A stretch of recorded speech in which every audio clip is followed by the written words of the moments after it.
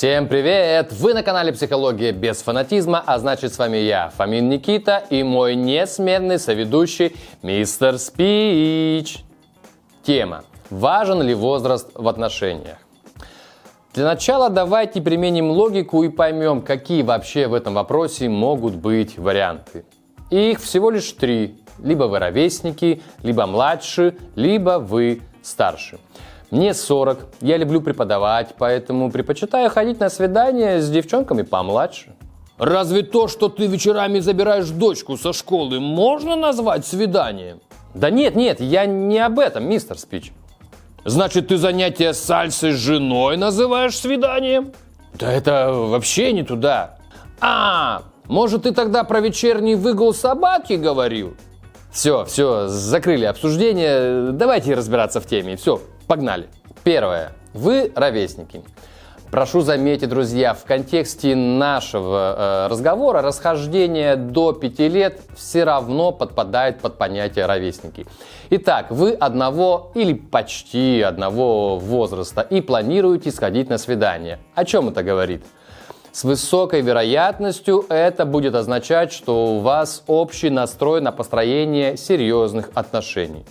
Даже если он предложит ей в переписке покататься на своей 18-метровой яхте, а она согласится? Партнерские намерения тоже не исключаются, но все-таки я буду настаивать на своем. Именно в этом возрастном диапазоне.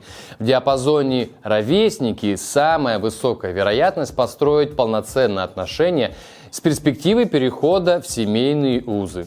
Для наглядности примера давайте пройдемся по звездам. Леонид Агутин 56, Анжелика Варум 55. Прекрасная пара, отлично смотрится вместе. Почему тогда она Анжелика Варум, а не Анжелика Агутина, Чтоб не ломать сценический образ. Она сначала стала популярной, все уже привыкли к фамилии Варум, только потом вышла замуж. Так, кто еще? Павел Воля 45 и Рисан Утяшева 39. Ты говорил, ровесники до 5 лет, а в этой паре разница в 6. Ладно, кто там еще остался? Брэд Питт и Анджелика Джоли. Так эти вообще развелись. Зато у них много детей, рожденных в любви. Там половина приемных. Что ты до меня сегодня докопался? У тебя что, развилась звездная болезнь? Вот, кстати, в этом виноваты вы, мои любимые зрители и подписчики. Но, несмотря на приобретенную испорченность мистер Спича, я хочу выразить вам большое спасибо за то, что мы растем и развиваемся. Это происходит исключительно с вашей помощью. В общем, спасибо всем. Погнали дальше.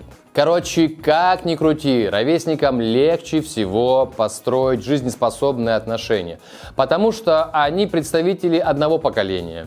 Они разделяют одни ценности, убеждения, взгляды, они читали одни и те же книги, смотрели одинаковые фильмы, слушали одну и ту же музыку. Короче, у них совпадает культурно-исторический код. А это намного важнее, чем просто страстный секс. You got it? Второй вариант. Вы младше. В своих суждениях я опираюсь на статистику и личный опыт.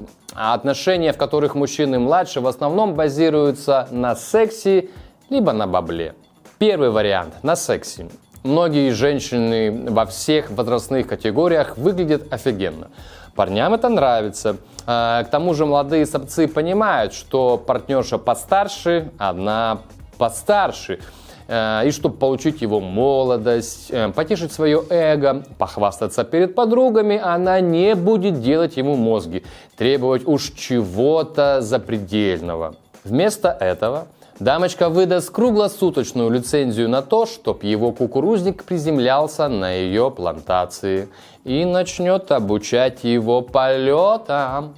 Такой тип отношений – это эротический альянс. Они просто будут наслаждаться друг другом, пока ветерок бытовухи не сдует пыльцу страсти с их сердечек. Второй по популярности вариант отношений, если мужчина младше, базируется на бабле. Здесь я передаю слово мэтру, он лучше меня вам все пояснит. Улыбку скоро буду менять. будет другая. Это вот последние, как говорится, деньки. Ну хорошо, что вы наполировали ее сегодня, она нам очень пригодится. Седыми волосами. Да. Третье. Вы старше. Вариант, когда мужчина старше в отношениях намного чаще перерастает в полноценные пары, чем вариант, когда старше женщина. Многие девушки ценят в таких отношениях повышенную заботу, ответственность, рассудительность, готовность к семье и ребенку со стороны мужчины. Ценят тот опыт, что они уже успели накопить. Но есть и особый вид девчуль, которые ценят лишь богатство и тот статус, который мужчины постарше успели себе добыть. Не хотят вместе проходить тернистый путь от съемной квартиры до пентхауса в Москва-Сити. В общем, это непростая тема, в ней куча «но».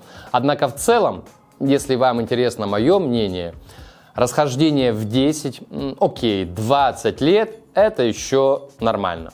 А дальше практически во всех случаях включается какая-то вторичная выгода или принуждение, причем с обеих сторон.